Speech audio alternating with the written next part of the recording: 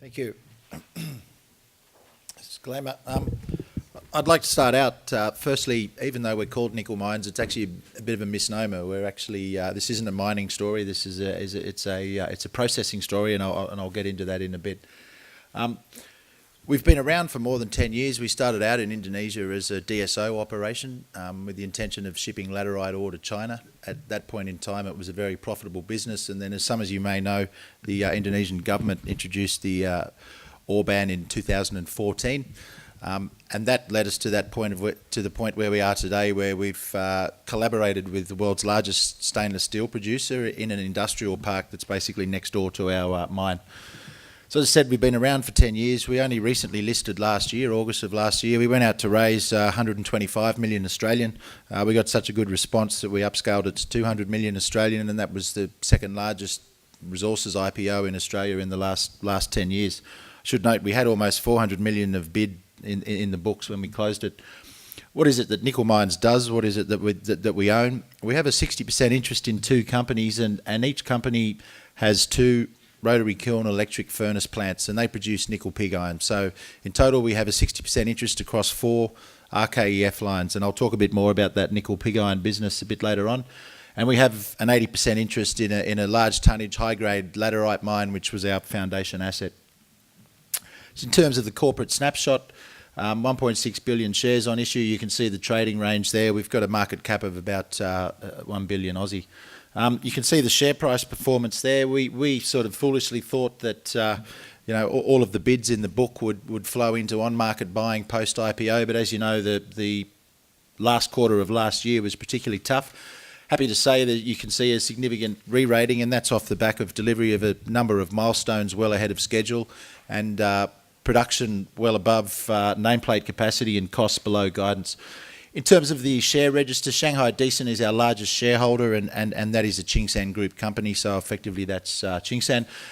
Predominantly a institutional share register, so we have out of sort of London the BlackRocks, the Investex, the Bally-Giffords, the Fidelities, and then good support from Australian domestic funds.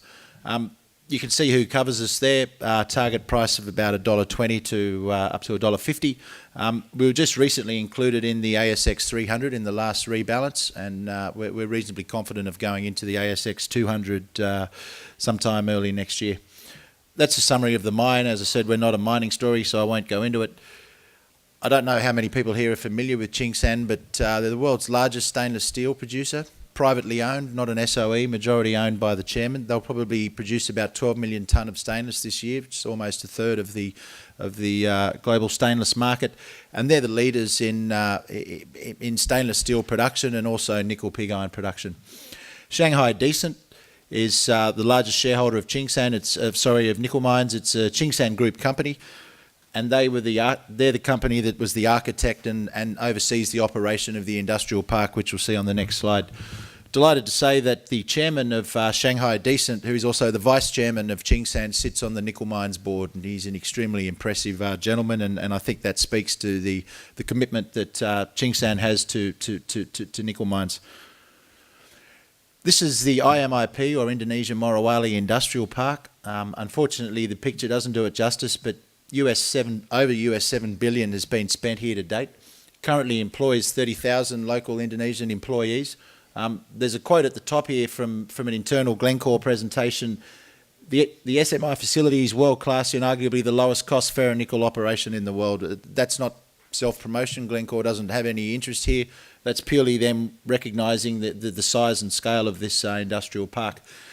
I'll just quickly talk you through the flow of the park. You can see all of these barges here. So currently the park consumes 20 million tonnes a year of lateritic ore, which is sourced from all over the archipelago.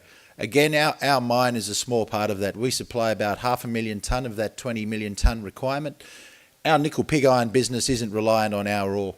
As I said, ore comes in from all over the archipelago, it's mixed, and then it's fed through. These are the 20 RKEF lines here. We're lines 21 to 24, and we're located in this corner over here. The reason this park has such a cost advantage is that 1.9% nickel ore landed at the park today is US $31. Chinese producers are paying $45 US for 1.6% ore from the Philippines, so much lower grade, much higher price. And ore is about 40% of your cost base for nickel pig iron production. So in our case, unlike Chinese producers where the ore price is linked to the LME nickel price, this is a flat price. That price doesn't change, and so our biggest cost item is not volatile.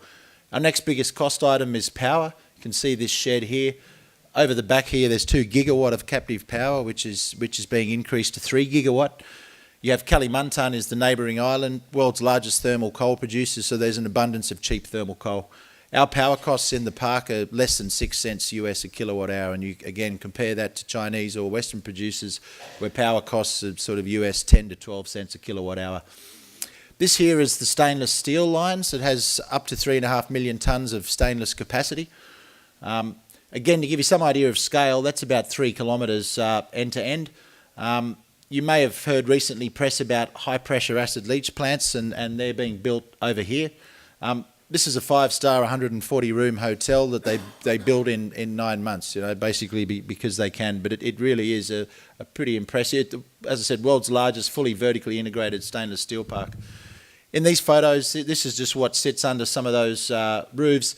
This is one of 24 operating rotary kilns. Again, to give you an idea of scale, that's 100 metres in length. Control room, all electronic, all state-of-the-art. I mean, what's striking when you go there, for an operation of that size with 30,000 employees, there's no sense of panic or urgency or things being out of control. Electric furnace, that's nickel pig iron being tapped from one of our furnaces into a crucible. We have then flexibility in terms of where we sell that nickel pig iron. We can either cast it into ingots and sell it outside of the park, or it can go across the road into the stainless steel furnaces. And this is why Tsingshan has such a cost advantage here, is this hot charging of nickel pig iron directly into the furnace. Majority of that 3 million tonne product is stainless steel slab and hot rolled coil, and that goes to global markets around the world. So India, North America, a little bit to Europe, Taiwan, Korea, and some back into China. That's just an aerial shot of our mine, some of the power capacity, the stockpile, the port. Another reason they have such a significant cost advantage is that Tsingshan owns their own fleet of Panamax vessels. They prefabricate everything in China, put it on their own boats, send it over to this port here, which can handle 45 million tonnes and up to Cape-sized vessels. And then they have a full-time construction team of 3,000 workers on site here in Indonesia, erecting all of the equipment. That's the old executive quarters and helipad, and as I said, this is the 5-star hotel. That was built in 9 months. You'd struggle to see an experienced commercial property development build something of that size and scale in a very remote area. The first question we usually get is why is Tsingshan doing this with you? It's important to understand that this industrial park isn't 100% owned by Tsingshan. It's a series of collaborations with a number of other Chinese industrialists, a Japanese trading house, a Hong Kong private equity group.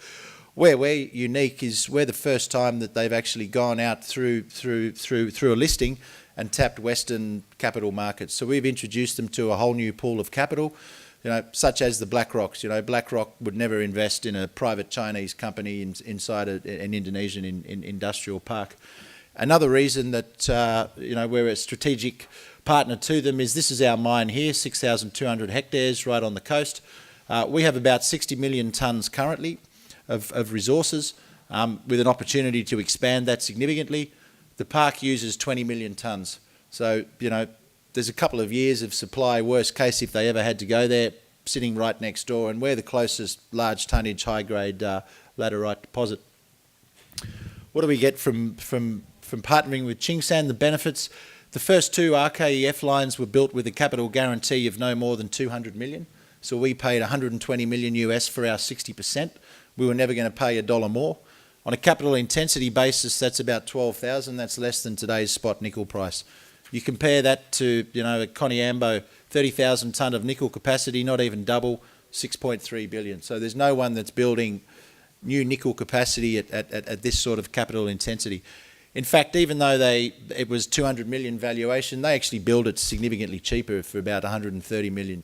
Do we care that they're making a markup? No, that's good. There's no way we could build at that speed and that cost. And, the relationship benefits on both sides.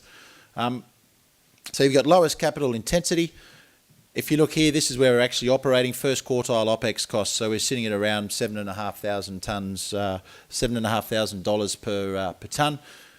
Again, this is where the Chinese producers sit. They're up here around 12,000. Another Western sort of nickel producers and miners, particularly sulfide miners, have done a good job historically of painting nickel pig iron as a sort of ugly stepchild and, you know, sort of dirty and no money, when in fact nickel pig iron attracts much higher payabilities than concentrate producers and generally tracks quite closely to the LME nickel price, so you're almost getting full value for your nickel.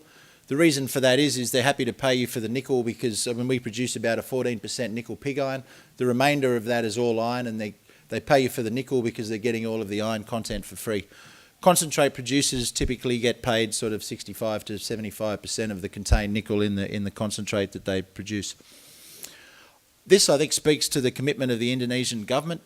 All 4 lines have a 7-year tax holiday, and then we have an additional 2 years at 12.5%, which is 50% of the nominal tax rate in Indonesia, which is 25%. That obviously frees up a tremendous amount of free cash that we can either reinvest or look to pay a dividend. The other thing I'd note is, again, we're not a mining story. These lines have very minimal sustaining capex. You're talking a couple of $1 million every couple of years just to reline the kiln and the furnace. Again, unlike a mining company that has the pressure and the stress of having to continually convert resources to reserves because there's a finite mine life, and, you know, decision making being driven by geological conditions, you know, going deeper in a mine, development costs, exploration costs, all of those sort of things. So we're really more of an industrial company. In terms of where we sit today, this is the monthly production out of each company, so per 2 set of kilns. Our first kiln actually commissioned back in January, less than 12 months from breaking ground. And this is the first 2 kilns here. This is kiln 3, which was commissioned the last day of May, and kiln 4 came on in June. And you can see that ramp up. Within 3 months, it's 30% above nameplate capacity. Last quarter, we did, on a 100% basis, 10,000 tonnes of nickel production, and EBITDA on a 100% basis was US 50 million.